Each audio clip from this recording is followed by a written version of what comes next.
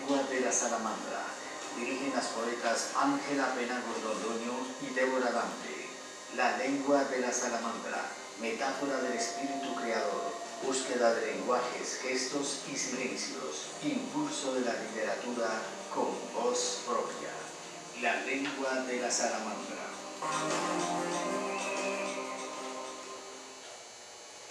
Y seguimos aquí en este maravilloso programa de la lengua de la salamandra con uno de nuestros maestros y escritores, poetas más queridos que tenemos, maestro Pedro Arturo Estrada. Maestro, buenas tardes. Buenas tardes, Débora, muchas gracias. Pues encantado de regresar a este espacio. Recuerdo que el año pasado, hacia enero más o menos, estuve acá y entonces saludando de nuevo a los oyentes, a los oyentes, a los videoyentes.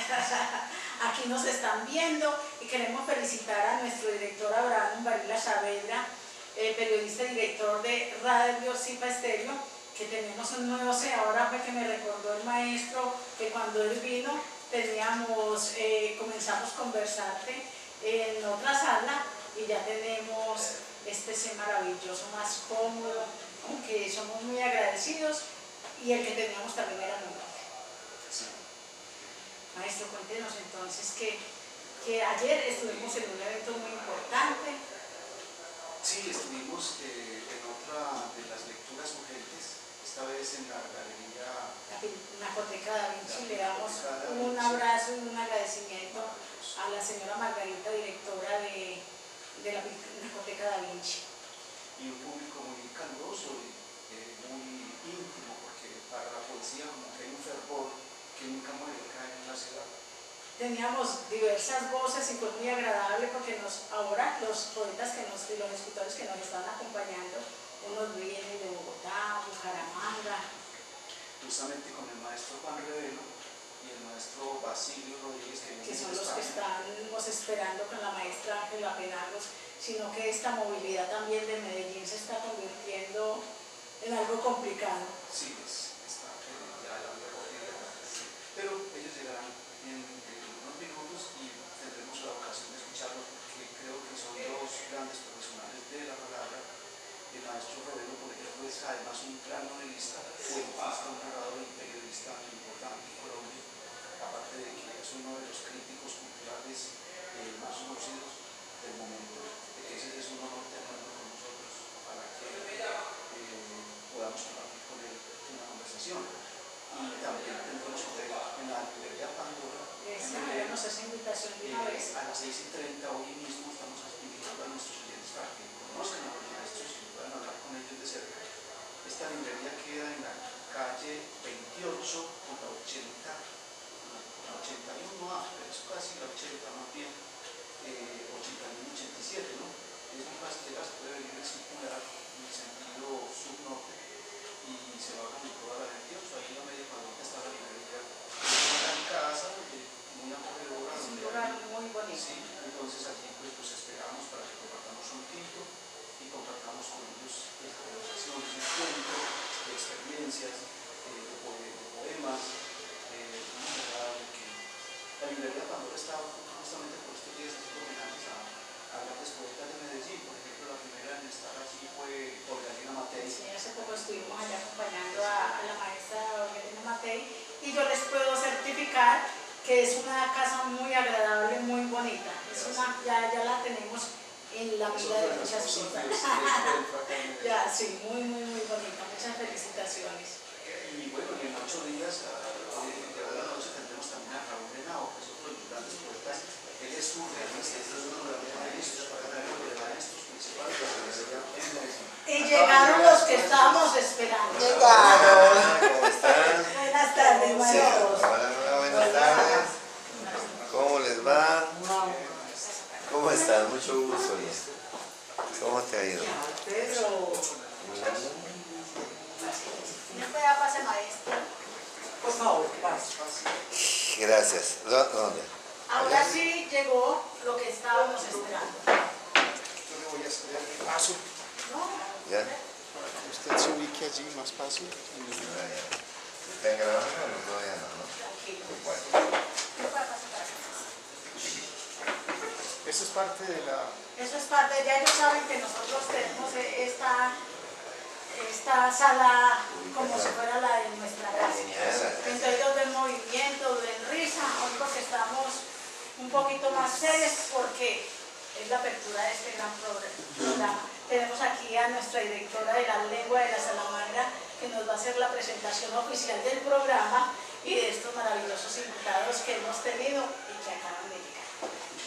Bueno, estamos muy contentos de hacer la apertura a este programa La Lengua de la Salamandra, un programa versátil, amoroso y que tiene voz propia.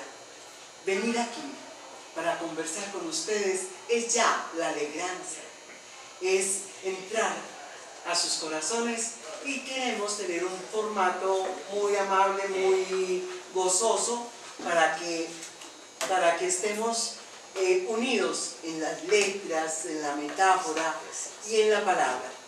Así que hoy queremos hacer la presentación de unos personajes muy queridos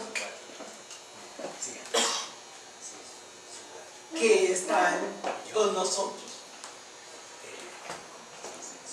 Bueno, estábamos hablando ahora con el maestro Pedro Arturo Estrada, que teníamos el programa de lecturas urgentes de poesía Antioquia que vivimos ayer en la Pinacoteca da Vinci. Maestro Juan Revelo, bienvenido a Medellín, bienvenido a la lengua de la Salamandra. Gracias, Débora. Voy a ensayar, a ver si recuerdo el habladito, pues, No, le quedó igualito. Ave María, pues, entonces era un Y ahí gusto. usted es un no es placer. que aprendí. Sí, Sí. ya lo aprendí. Es que sí, ya lo aprendí. Es que ya lo tiene desde el principio.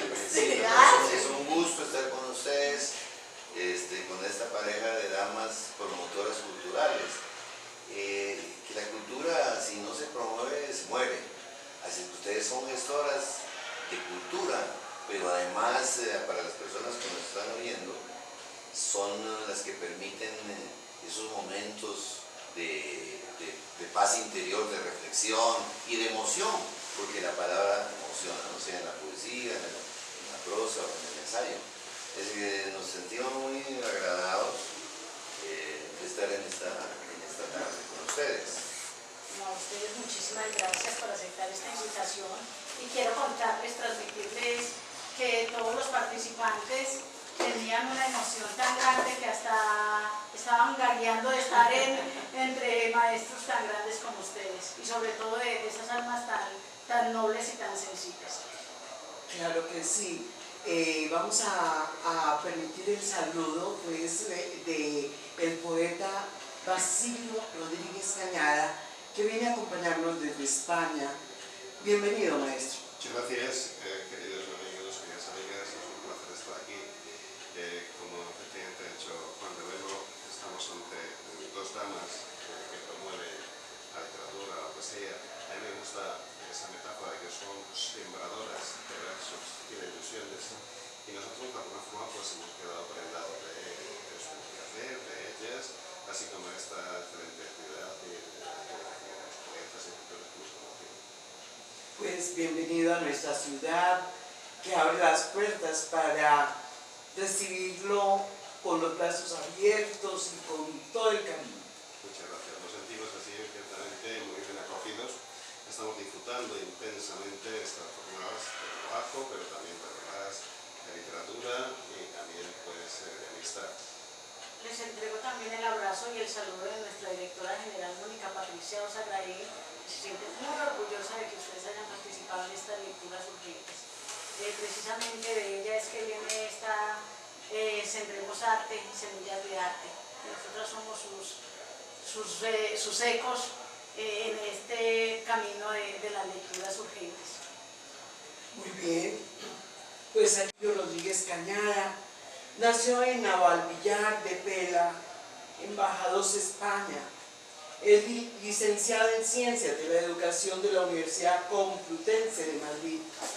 Fue subdirector del Colegio Mayor Universitario Nuestra Señora de África, dependiente del Ministerio de Asuntos Exteriores de España, fundador y presidente de la Asociación para actividades conjuntas de los colegios mayores universitarios de Madrid, profesor en la institución universitaria Mississippi de Madrid, dependiente de la University of Southern Mississippi en Estados Unidos, profesor invitado en universidades de España, Túnez, Marruecos, Egipto, Israel, Italia, Alemania y Estados Unidos. Así que con esa hoja de vida, con esa noche de anoche, donde lo escuchamos entregar en su alma la poesía y contarnos sus orígenes, queremos saludarlo y pedirle nos hable de cuál es su origen, cómo es su camino para llegar a la poesía. Bueno, pues efectivamente, yo soy hijo de una familia humilde de pueblo, pero vengo de un contexto rural un poco chiquito de Extremadura, y mis padres y mis abuelos fueron agricultores, y yo hasta los 10 años pues, viví en el campo haciendo como pastorcillo, teníamos rebaños de ovejas, pero cuando cumplí 10 años mis padres tomaron la decisión de cambiar aquel contexto en el que yo nací, en mi inocencia, y trasladarnos a una gran ciudad, una gran urbe, una gran metrópoli como era Madrid. Eso me hizo vivir pues, un proceso de desarraigo duro y, como he dicho en otras ocasiones, arrancado, trasplantado de ese contexto rural, feliz, pues a una jungla de asfalto y amianto, que era entonces pues ese Madrid de los años 70 del pasado siglo. Pero, pues, de alguna forma, el niño cuando llegó a ese contexto tan distinto al suyo, lo primero que se encontró cuando bajó del coche era una juguetería que estaba al lado del portal de nuestra casa. Entonces me acerqué con curiosidad al escaparate de esa papelería, juguetería, y vi pues un conjunto de libros, de juguetes que para mí eran extraños, desconocidos. En ese momento pues empecé a vivir de alguna forma también la ilusión, el deslumbramiento, y por eso pues me reivindico en esos dos procesos, en el de ser trasterrado, arrancado, trasplantado, el desarraigo en definitiva que sufrí cuando me cambiaron de ese contexto en el que yo era feliz, en el que yo me sentía libre, y por otro lado la fascinación, la magia, la gran ciudad, que aunque pues externamente era árida, era fría, pero ofrecía pues, ilusiones, sueños que yo empecé pues, a intentar alcanzar. Qué linda esa historia, ¿verdad? Ahora vamos a hablar con Juan Revelo. Él, escritor, poeta y periodista. Nació en Ipiales, Nariño, en Colombia. Fundador y director de los talleres literarios Octavio Paz y Juan Rulfo. Fue asesor de Sinterpol, OIT en Buenos Aires y en Ginebra, Suiza, y de la UNESCO en París, La Habana y México. Ha sido ganador de varios concursos, entre ellos Premio de Cuento Juvenil Universidad de Nariño, Premio Nacional Ciudad de Barranca Bermeja, Premio Nacional de Cuento, otorgado por Editorial Planeta y El Espectador. Su obra ha sido traducida al inglés, al francés, portugués e italiano. Jurado en concursos de poesía y cuento nacionales e internacionales. Él escribe en varios periódicos de Colombia y de México, país donde vivió durante 20 años y donde fue alumno de Juan Rulfo y Octavio Paz. ¿Cómo les parece? ¿Será que eso es contagioso? Yo creo. Ojalá. Mira, Juan, hoy nos estabas contando una anécdota de tu padre cuando te hacía pronunciar los nombres de los letreros Coca-Cola. Cuéntanos esa anécdota que me parece muy bella, además para evocar a tu padre. Sí, es interesante. Cuando entré a este recinto, donde se mueve y se habla de la cultura, son recintos, no son lugares sagrados. Tan sagrados son estos recintos que uno va, por ejemplo, a la Roma antigua y ve que los templos que tenían los romanos son templos muy pequeñitos. Sí, son exactos. Y lo importante no es el tamaño del lugar. Pues bien, mi padre era profesor que se había graduado en la Escuela Normal Superior de Varones, se llamaba en ese tiempo, donde formaban a los maestros, ¿no es cierto?, de rural. Y su sueldo era muy bajo. Y entonces, como un hombre culto, tuvo una iniciativa parecida a la de ustedes, que en un mundo donde se movían programas de música, de telenovelas, pues no había ningún programa cultural, se le ocurrió montar un programa cultural que se llamó Brújula, que duró 30 años, impresionante. Entonces estos programas le permitían a él desarrollar la labor que ustedes están haciendo, que es la de divulgar la cultura, divulgar y hacer conocer a los escritores, poetas, narradores conocidos y importantes, y también a los que empezaban, ¿no es cierto? Y nadie le financiaba, el gobierno no financiaba nada. Y eran las industrias las que patrocinaban. Entonces la industria, por ejemplo, en ese tiempo, usted no había nacido todavía. Tampoco, Entonces, soy engañosa. Sí, entonces había una propaganda, por cierto, en Antioquia, en toda Antioquia. Habían casas de campesinos que les pintaban la pared de blanco, ¿cierto? Y entonces ahí le ponían el aviso, y uno de los avisos era el de mejorar para el dolor de cabeza, que además de la propaganda era que curaba dolor de cabeza, gripe. Mejorar. Y entonces, Les tocó esa época, Entonces mi padre me enseñó a pronunciar las palabras de una forma que motivara, ¿no? Podemos decir eso ahora, ¿no? Porque ya no existe ese público. Entonces, sí, mejorar.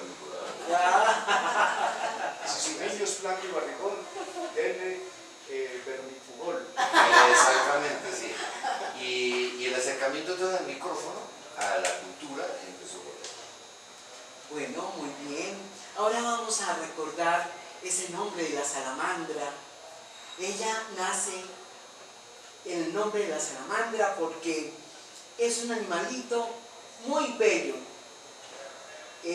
La llaman el hada del fuego. Ella se echa al fuego y no se quema. Tiene muchas magias. Es una lagartija, ¿qué es entonces?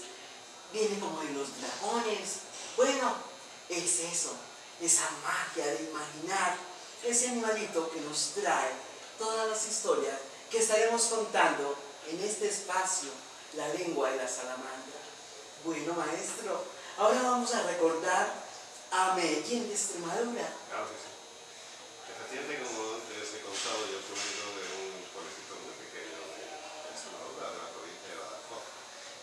Y curiosamente, a unos 20 y tantos kilómetros, existe otro pueblecito más pequeño que el mío, que se llama Medellín, pero que fue pues la cuna de un hombre que partió de su tierra intentando encontrar nuevas latitudes, en definitiva lo que intenta es hacer cumplir sus sueños, ¿no?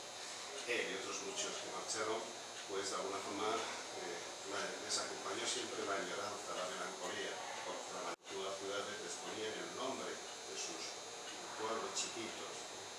Y curiosamente Medellín pues, se ha convertido en una ciudad espléndida, una ciudad grande, diversa, donde conviven diferentes culturas, donde de alguna forma pues, se ha llevado a cabo también la magia de convertir a la palabra en medio no solo de comunicación, sino en un medio también de sanación.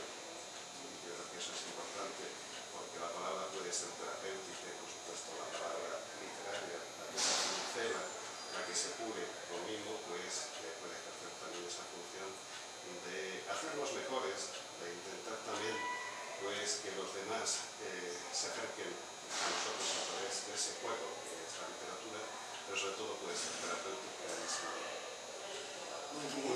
Quiero hacer Sí, una acotación. claro. Ahora entiendo por qué el poeta Basilio Rodríguez Cañada se pone, o se ha puesto tan sentimental, porque un paisano de él, hace 4 siglos, vino a este lugar, se enamoró del lugar y lo fundó. Así es que bienvenido, maestro, a la tierra de su ancestro.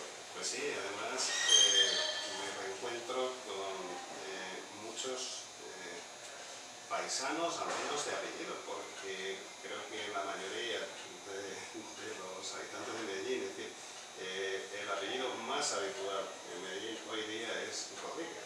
Sí. Y yo provengo... ¡Hola, primo! No soy de Extremadura, sino que tengo el apellido Rodríguez.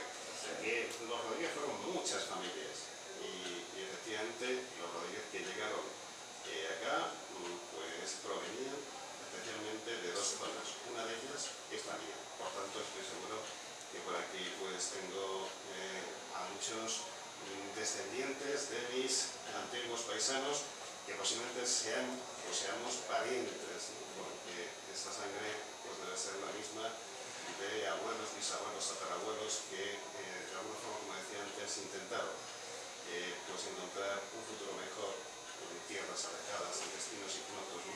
Por eso me encuentro como en casa. Estoy reencontrándome con mis ancestros, con mi propia historia, y además estoy conociendo amigos nuevos maravillosos como vosotros. ¿Y ya había escuchado de Medellín o...? Sí, claro. Medellín era una asignatura pendiente. He visitado en 3 ocasiones Colombia, pero las obligaciones, el trabajo, pues siempre me llevaba a la capital, a Bogotá o a Cartagena de Indias, pero Medellín siempre sonaba, igual que Cali, que también podía tener ocasión de conocerlo en esta ocasión, en este viaje. Pero Medellín tenía unas connotaciones especiales para mí, por lo que estoy comentando, y además porque me han dicho en numerosas ocasiones que era la patria de las mujeres más bellas del mundo. ¿Y qué? De pronto sí. En esa patria uno está y quiere reinar, ¿verdad, Juan? Sí, no, y además de bellas, son inteligentes, no sé si son celosas, pero definitivamente tienen el espíritu y el feeling y... ¿Cómo se dice en España eso? Salero. El chavero. Y hoy no puede traer el abanico. Yo quería hacer una pregunta. Sí, estamos, es que aquí somos todos. Sí. Todos somos familia. En este aquí estamos los periodistas. El apellido Rodríguez, el apellido suyo, Rodríguez, es muy antiguo, ¿no? Viene de Rodrigo. ¿Será de Rodrigo Díaz de Era el hijo de Rodrigo, efectivamente. Pero pues se extendió en muchas casas. Es la forma de denominar las distintas familias. Es decir, el apellido viaja, esas familias o esas casas están en latitudes distintas a la fundacional e incluso cambia el propio escudo. Aunque siempre hay muchas similitudes entre los distintos escudos de Rodríguez, pero no son todos idénticos. Porque cuando un patriarca o un señor feudal, un guerrero, pues establecía su casa, era reconocido como caballero, podía cambiar el diseño de su escudo. Por eso hay pequeñas matizaciones y diferencias. No hay un único escudo Rodríguez porque son muchas las familias Rodríguez, son muchos los que llegaron a acuñar ese apellido con reconocimiento de su propia historia. Por tanto, como digo, los Rodríguez que llegan acá, a Iberoamérica, y especialmente a Colombia, provienen de 2 zonas determinadas, que son Extremadura y la zona del norte de la península ibérica, la zona de Cantabria, Asturias, por esa zona. Entonces es fácil seguir el itinerario de esas 2 ramas familiares de los Rodríguez, y yo estoy convencido que hay muchos Rodríguez extremeños acá. Claro. Es decir, podemos decirles a todos... A todos los Rodríguez que aquí tienen un primo. Exactamente. Que cuando hay una reunión de Rodríguez en Medellín, Los Rodríguez que nos están escuchando... que vayan a verlo hoy en la librería Exacto. Pandora. Hagamos esa invitación, maestro. Yo podría hacer un aporte del apellido Rodríguez que supe. Perdón, con el micrófono, por favor. En Colombia es el apellido más desarrollado de Hasta todos. acá, Héctor, para poder que te Y supe que un político heredero de Clara Sierra, de estas estirpes, para aumentar los poblantes de su pueblo, donó el apellido. Entonces todos los que llegaban, tú te llamas Dora Rodríguez, Miguel Rodríguez, Juan Rodríguez, Roberto Rodríguez, entonces les dio Rodríguez y quedaron cedulados. Entonces, el tener acceso a la cédula ya era volverlos con derecho a votar, a comprar, a algo. Entonces ese fue su mecanismo y repartió Rodríguez. Entonces ahí Rodríguez de muchísimas abolengos distintos al apellido mío. No, pues está muy bien, porque efectivamente entonces podemos deducir que hay muchos Rodríguez de sangre, de descendientes directos De Rodríguez. de estos inmigrantes, de estos primeros Rodríguez, y luego hay muchos Rodríguez de adopción. Exacto. Lo cual implica que efectivamente pues, ahí se pierde lo que es la línea de consanguinidad, pero bueno, pues de alguna forma también el que haya servido el apellido de Marbete, de banderita de enganche, de posibilidad para que esas personas que lo adoptaron pudiesen integrarse o desarrollar su actividad dentro de la sociedad, me parece que es positiva. Es decir, ya tiene una utilidad también superior a la que es simplemente la transmisión de ese legado de sangre o de la propia hacienda. Me parece que es Para importante. con los esclavistas. Sí. Ahora, resumamos, Rodríguez es un apellido muy importante. Entonces, Bueno, Ángela señor Rodríguez. presidente. No, yo me llamo Ángela Penago de Rodríguez, de ahora en adelante. No, pero yo quería preguntarles, tengo un segundo apellido mucho menos conocido, que Cañada. es Cañada. ¿Aquí existen Cañadas en Colombia? Cañadas, Muy pocos. Cañas sí, Cañada es una corriente de agua, es una quebradita. Sí, en el Cañada Sí, no. deben existir algunos pocos. Aquí está. Investigaremos a ver por qué. Cañaveral. Bueno, yo le quiero preguntar a Juan, Juan, ¿tú por qué escribes? ¿Qué te hace ser un escritor? Bueno, como tú has dicho, yo tengo talleres literarios hace unos 30 años, ¿no? Y la curiosidad que siempre he tenido es por qué los alumnos míos que han asistido, pues van al taller. Y todos me preguntan, la respuesta es porque me gusta escribir, quisiera aprender a perfeccionarlo. Yo creo que la escritura, en el caso mío, nació por la lectura. Uno empieza a escribir literatura por la lectura, porque se fascina y lee un libro, un poema, un cuento, una novela, y dice, caray, qué cosa tan fascinante, sobre todo de que el escritor inventa mundos, ¿no? Entonces yo vengo de una región en la frontera, una región fronteriza, pero muy fronteriza, porque ustedes saben que Medellín y Pasto son similares porque son valles. Allá se llama el Valle de Atriz y aquí el Valle de Aburrá. De la burra. Y en extensión geográfica son del mismo tamaño, en extensión geográfica. En extensión poblacional no, porque Medellín es la segunda ciudad de Colombia. Y Pasto viene siendo la décima. Ok. Entonces, esa similitud geográfica también le da contexto al ambiente mío. ¿Qué pasaba? Cuando niño, las lecturas mías fueron inducidas por mi padre y mi madre y hablaban de otros mundos y nosotros no nos salíamos del Valle de Aburrá. Hay muchas personas en Antioquia que no han salido del Valle de Aburrá, ¿no? Claro. Cuando quise descubrir algunos lugares que leía en los libros, me di cuenta, cuando era un poco más grande, que no existían. Entonces habían sido invenciones de los escritores. Y dije, tengo que aprender esa magia de mentir, de callar. Tengo que aprender a inventar. Sí, O sea, esa fue la invención. escribir es mentir. Escribir es crear. Entonces, para el contexto general de la realidad, si tú dices, por ejemplo, resulta que acabo de llegar de una ciudad que se llama el Valle de la Luna, y empiezas a escribirlo, ¿no? Y el Valle de la Luna, muchísimos árboles, este tipo de flores, etc. Y cuando tú subes por el camino, llegas a un punto donde se divisa todo el valle de abajo, ¿no es cierto? Y ves hacia un lado y ves y describes, ¿no? Un paisaje, Entonces tienes una cascada, el ruido, dices estoy oyendo a pájaros, inclusive lo puedes determinar, son mirlos de color amarillo. Algunos tienen las patitas rojas y así son, ¿no? Y otros del color amarillo de tu blusa. Y la niña de los pies descalzos. Exacto. Entonces, ¿qué ocurre? Que quien está leyendo cree que ese lugar existe. El autor les está mintiendo porque no está viendo eso, pero está creando. Es un gran creador mentiroso. Qué belleza, ¿no? Y, ¿saben? El escritor debe estar habitado de asombros, tener mucha sensibilidad, leer mucho, sí. Y queridos oyentes, estamos hoy fascinados de esta tarde llena de palabras, llena de historias, porque estamos también hechos de historias. Bueno, querido amigo, Débora quiere hacerte una pregunta. Bueno, yo quiero dos cosas hoy. Solo dos cosas. Yo quiero muchas, pero en este momento quiero dos.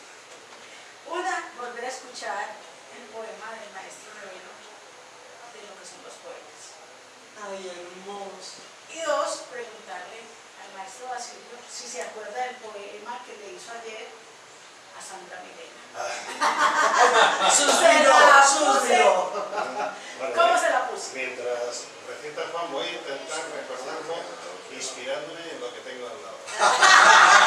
Pero yo le aclaro una cosa, yo no me puedo sentar en la mesa como hizo ella. Como ya llega y acaba de llegar, están invocadas. Estás invocada. No, soy de musa inspiradora. Ayer había muchos preocupados preguntando que si mi poema era realidad o no para saber qué tanta distancia guardaban. Claro, pero otra estaba sintiendo que lo habían escrito para ella. Ah, sí, sí. Creo que eso pasa. Cuídense de mí, que de pronto vean. Cojo su libreta de teléfonos. Bueno, ¿Quieres que empiece yo? Bueno, los poetas. Pues sí, este poema es un homenaje a todos los poetas. Por ejemplo, en este poema yo no me imagino. La única forma de escribir, digamos, con verdad, además del sentimiento, es ponerte en un segundo plano, ¿no? Como cuando tú estás mirando una calle. Acabamos de pasar aquí una calle, la de Junín. Ayer estuvimos almorzando en Junín. Y cuando tú vas por la calle, pues solamente ves los lados y un poquito de adelante. Hay mucha gente, la calle es angosta. Si subimos al edificio de Cotejer, vamos a tener otra visión, ¿no? Entonces vamos a ver toda la calle, vemos que al final hay un parque, es el Parque Bolívar, que en el otro lado está la avenida, ¿no es cierto? Lo mismo le pasa a los escritores, a los poetas. Entonces uno toma distancia y sale en este poema. Bueno, con mucho gusto le voy a leer este poema que se llama que te ha gustado también. Dice: los poetas están arriba, flotan en la respiración de las palabras, vuelan en el silencio que se esconde detrás del muro del ruido en cada anochecer, cuando naufraga la esperanza. Su mundo es denso, frágil, controvertido, transitorio. Viven en el umbral de los sueños y desde allí se aproximan al abismo de la soledad o ascienden a la dulce nostalgia del amor. Los poetas buscan la luz en la emoción de las palabras. Las escrutan, las transforman, las reinventan. A veces encienden cirios perfumados y caminan alrededor de la lumbre de su ego, y con la esperanza de que ocurra un milagro. Otras veces se quedan inmóviles, pensativos, laxos, recostadas su fragilidad sobre el trepidar del tiempo. Pero cuando la tristeza irrumpe en noches hostigantes de recuerdos amargos, o cuando se quiebra el elipsis de su mundo interior, se ponen a rugir hasta el amanecer como leones heridos. Mas nadie debe sentir temor frente a ellos, pues su rugido es tan solo un grito lastimero para ahuyentar al dolor y a la muerte. Ahí vamos a ver, este poema tiene dos partes, después leemos la segunda parte. Sí, quedamos así, como en suspenso, así en la Así vida. como a ti te gusta, Así. deseando, Le deseando. pone suspenso al asunto. Ya te gusta que Que seamos en suspenso. en suspenso. Sigue, así. Hoy, lo mío es una prueba más dura porque yo no me he traído ningún poemario, ninguno de mis textos. Tengo que hacer un ejercicio de memoria. Lo que pasa es que cuando uno tiene una buena fuente de inspiración, pues eso es fácil. Ayer explicábamos que efectivamente las palabras, especialmente la literatura de la poesía, nos permiten aunar diferentes significados, jugar con la psicología de los demás, generar historia, despertar emociones. En definitiva, como sumos creadores que somos de mundos fantásticos, se puede generar vida. Y bueno, pues ayer estábamos también respaldados, también apoyados por los colegas, los amigos, poetas, que se nos ocurrió pues, generar el juego, ¿no?, de la creación en torno a personajes reales, a los que inventamos historias literarias.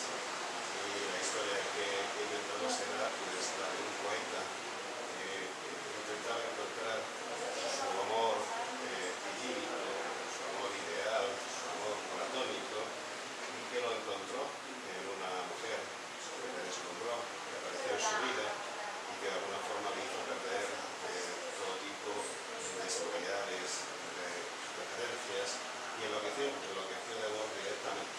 Pero esa mujer, pues tras mantener un idilio con el poeta, esa mujer, por cierto, era bailarina, o al menos creamos esa personalidad en el mundo de la ficción, pues en un momento dado necesitó encontrar nuevos destinos, nuevas latitudes, y se marchó, dejando absolutamente descorazonado al poeta que tardó en reaccionar, pero en el momento en que tuvo conciencia clara de que era pues, ese amor definitivo, arrebatado para él, pues quiso seguirla. Y para poder hacerlo, pues inició un viaje iniciático, valga la redundancia, por el norte de África, siguiendo las rutas de las caravanas, las antiguas caravanas que nacían en los puertos atlánticos del continente africano, donde pues cargaban los productos, las materias que trasladaban durante semanas y meses por el desierto para llevárselo a las tribus, a los poblados en el interior, pues a través de esa senda de las caravanas el poeta iba buscándose a sí mismo a la par que intentaba encontrar a su amor. Transcurrió así muchas jornadas por países como Marruecos, Argelia, Túnez, Libia, llegó incluso pues, a Estambul, ciudad mágica, y también pues, se marcó como destino llegar al Gran Egipto. Pero una vez que encontró su amor en este viaje iniciático, porque cayó al final, ella era bailarina y bailaba para el Señor. Recuperó esa ilusión, pero por otro lado se dio cuenta que ella era un espíritu libre, que precisamente estaría enamorado de ella porque bueno, pues era algo que no podía retener, sino que únicamente podía compartir durante un tiempo. Pero la belleza no se puede robar, no se puede atesorar, porque muere. Y consciente de que no quería acabar con ese amor ideal, pues regresó a su mundo, a su realidad, y simplemente mantuvo un idilio, una comunicación con esa mujer a través de los sueños, a través de la poesía, especialmente por las noches, esas noches cálidas en las que aparece en España una gran luna inmensa, anaranjada, entre anaranjada y rojiza, que nosotros llamamos la gran luna del Sáhara, una luna de pasión. En esas noches se recordaba a su amor y cantaba, narraba su propia historia. Y voy a ver si me acuerdo, pero necesito inspirarme. Entonces, pues, a ver, Débora. Siéntate en la mesa. es muy particular. Sí. Tus feromonas me están llegando con mucho interesante. Eso es bueno para que mi memoria pues, se vaya despertando, pero necesitamos recrear al personaje. ¿Tú me dejas que te recree como bailarina de mi cuento o no? Sí, así sea de vamos. Bueno, necesito tocar a mi personaje. Tú no te importa si te dejo tocar porque no ven ustedes, pero viene inmensa, guapísima, arrebatadora. Y de rojo. Y de rojo. Como la luna de... Rojo. Sí, como en el... Entonces, pues, yo me voy a inspirar en ella. A ver, ¿qué edad te ponemos aquí? ¿Qué edad tiene mi personaje? Dime la edad que tú quieras. 20. Yo tenía 35, como de... 25. No, a mí, yo no tengo problema con la edad. Dime cuántos. 46. 46. No se anota. Muchas gracias. Pues yo creo que la llamamos La señora de... Luna de Oriente. ¿No? Llamamos el tema Luna de Oriente. Perfecto. Tú eres una luna espléndida. Tú eres una luna y un sol a la vez. Todo el mundo. Bueno, pues Luna de Oriente para Débora, para todos los amigos presentes y para los oyentes. Era furtiva y esquiva como una sombra célula. Parecía engendrar la quimera de un perdido mundo de ilusión, mas la guadaña de su mirada levantaba siropas de desconfianza. Sus pestañas eran negros cuartos crecientes que enmarcaban el cielo azabache de sus pupilas, como florecidos emblemas del Islam. La gracia de sus 46 años se manifestaba en la armonía de un joven cuerpo acariciado por finas cejas de damasco. Con ella florecieron los granados, pero una oculta tristeza apagaba el murmullo de las hojas. Un error del corazón abrió las puertas del infierno y aquel desmesurado querer fue batido en el cadalso. El dolor de vivir con la soledad secó la fuente del deseo, me dejó sabor a sangre en la boca y algunos recuerdos que comparto en silencio con la luna. No en vano, ella fue la única flor, el único perfume de mi vida.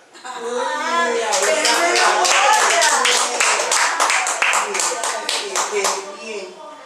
Queremos también agradecer a Radio Zipa Estéreo, a su directora Abraham Varila Saavedra, por abrir las puertas a estos programas culturales que nos permiten llegar a los oyentes viajando por ondas electromagnéticas y llenarlas de dulzura esta tarde.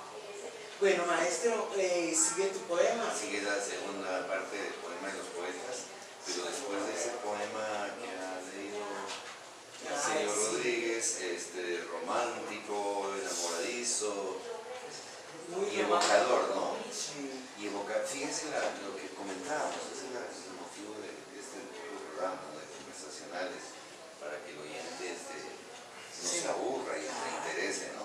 Fíjense que el poeta Basilio Rodríguez nos acaba de llevar A un viaje. a un viaje muy lejano, bueno, por segundos, pero también en una forma tangible, porque está haciendo referencia, bueno, a tus encantos y etcétera, y a ¿qué son? ¿Tules o qué vienen? Pelos. Esto es una seda. Es una seda de María, pues, es una seda roja con oro. Yo aquí todo bilingüe y no me dejo. Óigame, con oro. Estamos ricos hoy con el vestido de Débora. Bueno, la segunda parte del poema Los Poetas es una segunda parte que se la pueden aprender los niños en los colegios, los adultos. Y yo creo que hay muchos poetas que ahora lo han tomado como himno. Inclusive en Bucaramanga, donde vivo, hay un músico, un compositor, no sé si tú lo conoces. No, se llama Efraín Camargo. Y él le puso música al poema. Bueno, muy bien, dice. Empieza con la misma verso de la parte 1. Los poetas están arriba. Fíjate que nunca los poetas están abajo. Emocionalmente, un poeta. sí, exacto, emocionalmente de pronto están abajo, pero se sienten estar arriba. Los poetas están arriba. Aman el resplandor de la luna, el sonido del amanecer, la música del viento. Algunos los comparan con los pájaros porque cantan y hacen nidos. Otros creen que son seres de otros planetas porque hablan con metáforas y se estremecen al contemplar los crepúsculos. Yo los asimilo con los caracoles que llevan su casa a cuestas. Siempre están con ella, sin importar a dónde vayan. Allí duermen, ríen, lloran, copulan, asisten a programas musicales, de entrevistas, también naufragan. Piensan que todos los comprenden y los quieren, que son importantes, que es poderosa su palabra.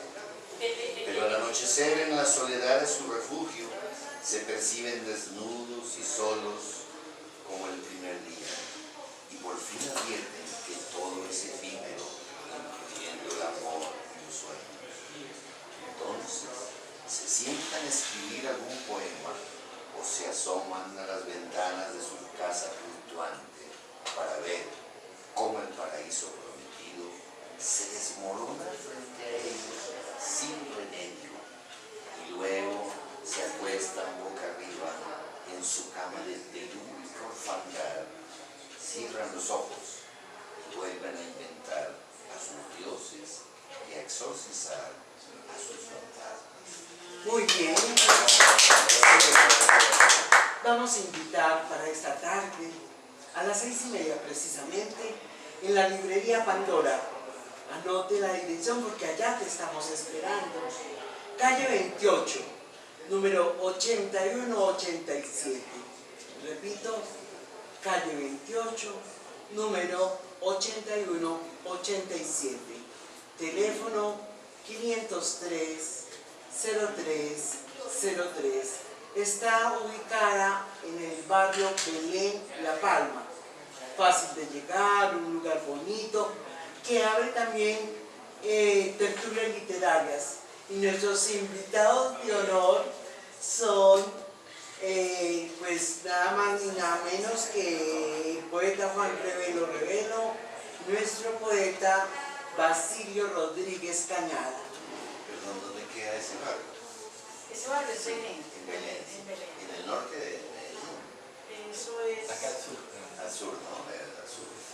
un lugar muy agradable, entonces nos esperamos allá, porque para allá vamos enseguida. Yo creo que está lloviendo, pero la lluvia no nos detiene porque yo soy una mujer de lluvia. No eres de azúcar, ¿no?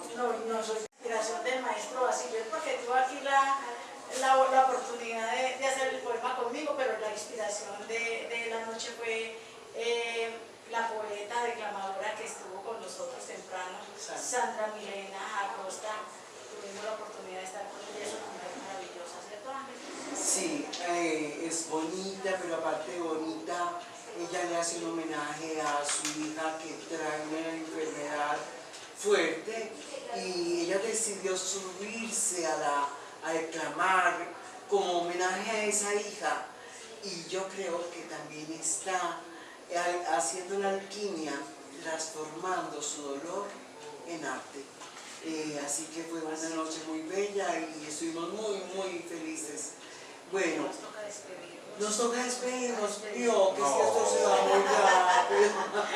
No pueden hacer excepciones. No, No pueden hacer unas excepciones. Eso como que no nos tuviéramos que ir para la librería Pandora a escuchar estos dos grandes poetas, nos quedamos otro rato. Nos quedamos de Pero nos toca, y la movilidad es muy complicada. Sí. Entonces, a todos nuestros oyentes, mil gracias por comenzar con nosotros este nuevo hijo, esta nueva hija de la salamandra, la lengua de la salamandra. Ahora yo les contaba a Ángela que no era sino el nombre, porque yo no pienso demostrarles que no nos quemamos en el fuego. ¿Por qué salamandra? Era mi pregunta. Acabamos de explicar el programa, pero como nos toca despedirnos, recordarles la lengua de la salamandra, allí donde están los acentos, las esdrújulas y por supuesto tú. Muchas gracias por su sintonía. Los estamos esperando en nuestra propia voz. Gracias. Ángela Penagos, London. Y Débora Dante, en la lengua de la salamandra. Buenas tardes, muchas gracias. Buenas.